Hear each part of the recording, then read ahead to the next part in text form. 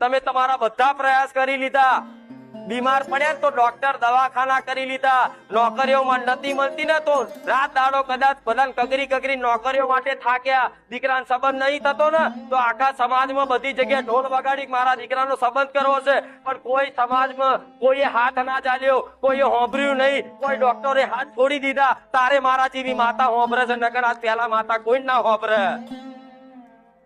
બધું કરીને આવ્યો હોય ને માણસ તારે એટલે ભગવાન માતાજીનો દરબાર હોંભરે. છેલ્લે એના મંદિર દેખાય. પેલા તો પોતાનું બળ, પોતાની બુદ્ધિ, પેલા પોતાના પૈસા, જેટલું બી એની જોડે બળ હોય ને એ બધું વાપરી જોવે અને એમાં નિષ્ફળ થાય ને તારે કોઈ ભગવાન કે માતાજીનો મંદિરનો ઘંટ બેલ વગાડવા જાય આજનો માણસ. નકર આજનો કારા માથાનો માનવી એવો નહીં કે વગર આલે કઈ પ્રમાણ વગર આજ કોઈ મોને આજ મારું સતનું પ્રમાણ છે ને એટલે મારા લાખો ભાવિ ભક્તો મને ચાહે છે. પણ છતાંય તે ભક્તિ માગો તો માગો ભલે, પણ જોડે એવું માગજો કે માં તું અમે તને ભૂલી જઈએ માં, પણ તું અમને ના ભૂલ. અમે તો માં કારા માથાના માનવી છે, તે કીધું કે મન ચંચલ મનવાળા છે માં, ઘડીક અમને તો આકર્ષણ કંઈક થઈ જાય તો અમે માં તરત ભૂલી જઈએ, કંઈક સારું ખાવામાં તે માં તને યાદ કરવાનું ભૂલી જઈએ, માં ચોક ફરવા જાય તો માં મને તને તરત ભૂલી જઈએ. પણ માં મેલડી અમે તો કારા માથાના માનવી છે માં, અમે તો ભૂલી જઈએ, પણ માં તું અમને ના ભૂલતી અને તું અમને ના ભૂલવા દેતી. આટલી પ્રાર્થના કરશો ને તો તમે મને ભૂલવા આવશો ને તરત હું મેલડી ગમે તેવું રચાઈશ ને તમે મારા પાછા યાદમાં અને મારા સ્મરણમાં ખોવાયેલા રહેશો. આ શું ખોટું? તમારા જીવનમાં એક તમારે એવો કોઈ સાથી જોઈએ કે જે બસ મારું કયું કરે, મારું મોને, મને પ્રેમ કરે, મને ચાહ, મારી વાત ન સમજે, મારી દુઃખ ન સમજે. એવું દરેકના જીવનમાં એક મિત્ર જોઈએ, કોઈ સાથી જોઈએ, કોઈ ગમે તે જોઈએ. અને જ્યારે એવું કોઈ હોય નહીં એટલે દુનિયા તમને નઠારી લાગે, ખાલી મારી વાત કોઈ સમજતું નહીં. થાય છે ને આવું? કોને કહું કોને કહું કોને કહું? કોકને કહો તો મજાક ઉડાડે. કોક દુઃખની વાત કરો 5 માણસ વચ્ચે, થોડી દુઃખ તમારી સમજ છે, વેદના મજાક ઉડાડશે. 4 જણ ને બીજાને વાતો કરે, જદે ઓના ઘેર તો અવતાર ખાવાના ઠેકાણા નહીં રહ્યા કે નહીં. પણ માતા એક એવી છે કે એની જોડે સુખ દુઃખ ની વાતો કરી શકો, પણ વાતો ચમની થાય એવો અનુભવ કરવો હોય ને તો ટકી રહેજો ગોડાઓ, હું મેરડી બેઠી છું. બરોબર રામ? અને મારે તો તમારું આખું ભવિષ્ય નિર્માણ કરવાનું. 5 રવિવાર થોડી બોલાવાના, કાયમ માટે. તો કાયમ માટે બોલાવાના હોય એટલે તો પછી હું આટલું બોલતી હોય. નકર લો ને 1-2 કામ તો કઉ છું, લો 1-2 કામ થી સંતોષ થઈ જતો હોય. દેત જેવી દેતેણ માતાઓ જેના હાથમાં એક જ હાથમાં આશીર્વાદ, બીજા બધા હાથમાં હથિયાર હોય, એવી માં તમારા ઘેર બેઠી હોય, જેની સિંહ ઉપર સવારી હોય, જેની વાઘ ઉપર સવારી હોય. આવી બધી માતાઓ વાઘ જેવી બેઠી હોય, જેને રાક્ષસોના કદાચ ડોકા કાપી કાપી ગળામાં માળા ધારણ કરી હોય. આવી માતાઓ ગોડાઓ ઘેર હોય અને તમે એવી શંકા કરો કે મને કોકે કરી નાખ્યું છે, તો તમારી માતાએ ફોટામાં રહી કે દીકરા આવી દેતેણ જેવી માતા તારા ઘેર બેઠી છે, તને શંકા છે ની? આવી વાઘ જેવી તારા ઘેર માતા બેઠી છે અને તને આ વાતનો વિચાર શેનો આવ્યો કે કોકે મારી પર કરી નાખ્યું છે?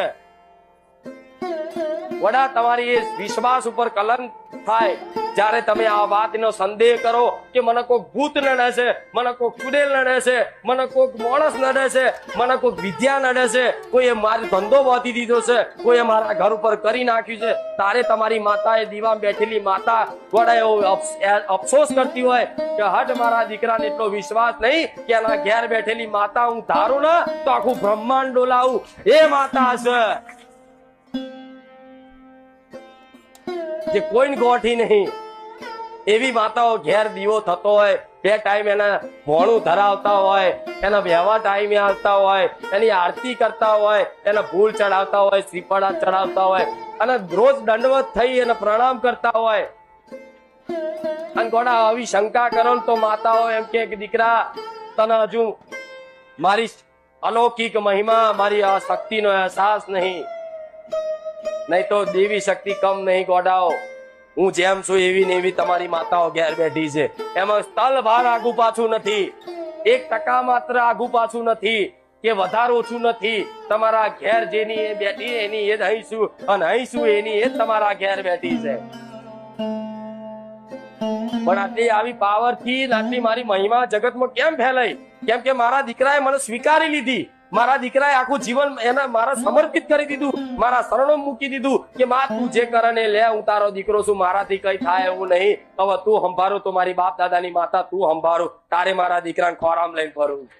એમાં એક ખાસ ધ્યાન રાખવાનું, જો આ ભક્તિના માર્ગ ઉપર આયા હોય ને મારી વાતોનો વિશ્વાસ થતો હોય તો ક્યારે તમારા ઘેર બેઠેલા મા બાપ નો આગો ના લેતા. કે સૌથી મોટા ભગવાન કહેવાય છે ધરતી પરના તો મા બાપ. આવું નહીં આખી દુનિયાએ કહી દીધું. ઠેર ઠેર ખબરવા મળતું હશે, ઠેર ઠેર લખેલું જોવા મળતું હશે કે સૌથી મોટા ભગવાન કહેવાય તો મા બાપ. જે દીકરા દીકરીઓ કદાચ પોતાના મા બાપ ને ભગવાન માની અને એમનો સ્વભાવ જેવો હોય એવો એમનું કર્તવ્યનું પાલન કરી સેવા કરે ને, એને કોઈ દીવાબત્તી કરવાની જરૂર નહીં, એને કોઈ આરતીઓ કરવાની જરૂર નહીં. એના આપે રૂપે તમારી કુળદેવીની કૃપા મળે ને મળે. અને જેના મા બાપ ના આશીર્વાદ હશે ને એ જ જીવનમાં આગળ વધ્યો છે. જેના મા બાપ ના આશીર્વાદ હશે ને એ જ પોતાની ભક્તિના માર્ગ ઉપર સફળ થયો હશે. સાધન ચલાવો તોય તે કદાચ શેલ મારો, તારે તમારી કુળદેવીનું મારે મેલડીનું નામ દઈને શેલ મારો. ગમે તો જવાનું હોય મને મેલડીને આગળ કરીને હેડો તો કદાચ ડગલે ને પગલે 24 કલાક કોસ ડગલા આગળ રહું. આ શું ખોટું? પણ ડગલે ને પગલે યાદ કરો, મને આગળ કરવાની ટેવ રાખો. તો ધંધો કરો, નોકરી કરો તોય તે મને હોકો માં નોકરી કરું છું, પણ નોકરીમાં કોઈ ભૂલ ચૂક ના થાય મારાથી, કોઈ મારા કાર્યથી કોઈ કંપનીમાં નોકરીમાં નુકસાન ના થાય, માં મને કોઈનો ઠપકો ના વાપરવાનો થાય, માં કોઈ રજા ના પડે, કોઈ વચ્ચે વિઘન ના આવે, કોઈ માં એવું ધ્યાન રાખજે. તો એવું માતાને પ્રાર્થના કરી નોકરી કરો ને નોકરીમાં ઈમાનદારી રાખવી. શું કીધું? ઈમાનદારી રાખવી. પગારથી વધારે લોભ લાલચ થોડું. વિડીયો જેમ જેમ જોશો ને પ્રેરણા હું કરીશ. તમારે શું કરવું શું ના કરવું એનો નિર્ણય હું મેલડી કરી આલીશ. આપે રૂપે તમને એવું લાગશે કે હું કશું જ નહીં કરતો, મારી માતા ચમનો રસ્તો બતાવો, ખબર નહીં માં આજ મારી માતાનું ચોખ્ખું થઈ ગયું. કોઈ દોડા નાખ્યા વગર, કોઈ બેઠક કર્યા વગર બધું માં ચોખ્ખું થઈ ગયું. તમારા બાપ દાદાની પૂજેલી માતાઓ હશે ને એ નડતર રૂપ નહીં થાય, લખી રાખ. એ નડતર રૂપ નહીં થાય. દેવ દુઃખ ચારે ઉભું થાય છે નહીં કેતા માતા નડી તો માતા કોઈને એમને નડતી, એમને કોઈ માતાજી નડતા નથી. કઈક ની કઈક વાતે, કઈક નો કઈક ગુનો તમે મનુષ્યનો કર્યો હશે ત્યારે જ કોઈ દેવ તમને નડવા ઉભું થયું હશે. માતાને બે ગારો બોલ નાખો, માતા એટલી દરિયા દિલ છે જવા દે, તું ગોડો હું ગોડી નહીં. મને કોઈ બોલી જાય, મને ખબર છે કે તમે અજ્ઞાની છો, ગાંડા છો, તો હું તમારી જેવી થોડી ગાંડી થવા જો તમારો ઘોઘરો ચાલુ. મારો ભગવાન મને રોકે કે તું એના જેવી ચો થાય છે. આ શું ખોટું? તો તમારા ઘરમાં કોઈ એમ કે માતાજી નડે છે તો માતાજી કોઈ પણ એમને નડતા નથી. આ વાત વિશ્વાસ રાખો. જો તમે કોઈ વ્યક્તિનો ગુનો નથી કર્યો તો તમને કોઈ માતાજી નડે નહીં. હવે તમે કોઈ વ્યક્તિનો ગુનો કરો છો તો તમે જેમ કદાચ મન મેરડીને માનો છો, તમે મને કદાચ મારી ભક્તિ કરો છો, તમે મને લાડ કરો છો, તો તમારી જોડે 24 કલાક રહું ને હાજર હું, તમારા હૃદયમાં રહું ને. અને તમને કોઈક બોલી જાય, તમને કોઈક મારી જાય તો એનું છોડું ના છોડું ને. તમારી આત્માને કોઈક ઠેસ પહોંચાડી જાય, તમારો કોક ને હાકો લઈ જાય, તમારા કોક હક નું તમારું દબાઈ જાય તો હું એને છોડું?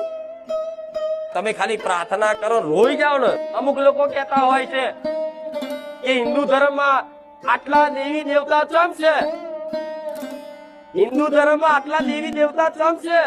33 કોટી દેવી દેવતાઓ કહેવાય છે ને. તો એનો જવાબ આલું.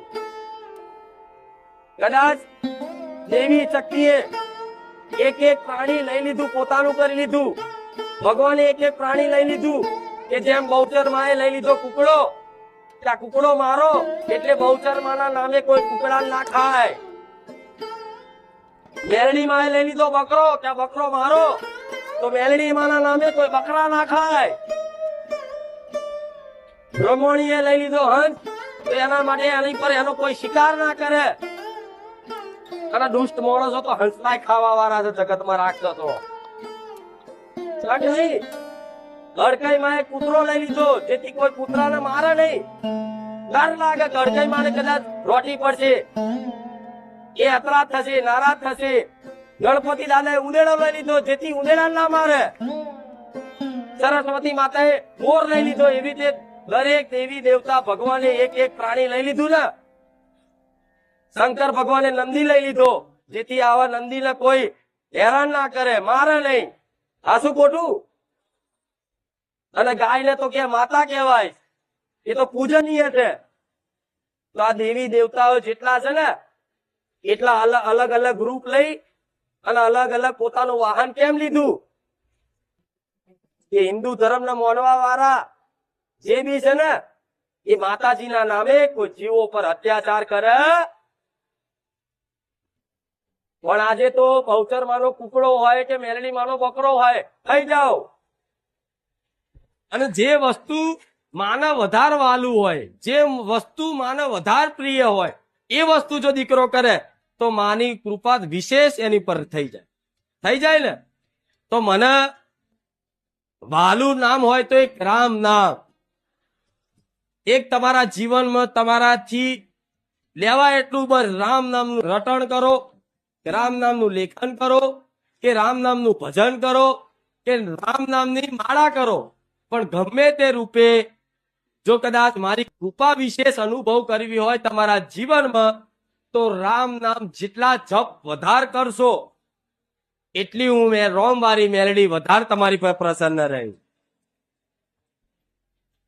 બીજું વસ્તુ મને વાલું હોય તો પશુ પક્ષીની સેવા. જે જીવ છે, અબોલા જીવ છે, પશુ પક્ષી છે, એ મને બહુ પ્રિય છે, બહુ વાલા છે. અને એ પશુ પક્ષીની સેવા જો કદાચ મારો કોઈ ભક્ત ભલે એની જોડે કદાચ મુઠ્ઠી ચોખા હોય, મુઠ્ઠી જુવાર હોય, એ તે કદાચ જુવારે તે કબૂતરા નાખશે ને તો એ મારો પ્રિય ને વાલો ભક્ત બની જશે. આવું માતા. ભલે તમે હવારમાં નોકરી ધંધે જતા હોય તો હવારમાં એક ટાઈમ દીવો કરો ને, તો દીવો કરી અને કદાચ માતાને એવું કગરવાનું કે માં આજે નોકરી ધંધો કરું છું ને માં, એ તારા આશીર્વાદથી માં કરું છું. નકર આવા સમયગાળામાં તો એવો સમયગાળો ચાલે છે ને કે આ ગમે તેટલા ભણેલા હોય, તમારી જોડે ગમે તેટલી ડિગ્રીઓ હોય, આ તમને નોકરીઓ નહીં મળતી.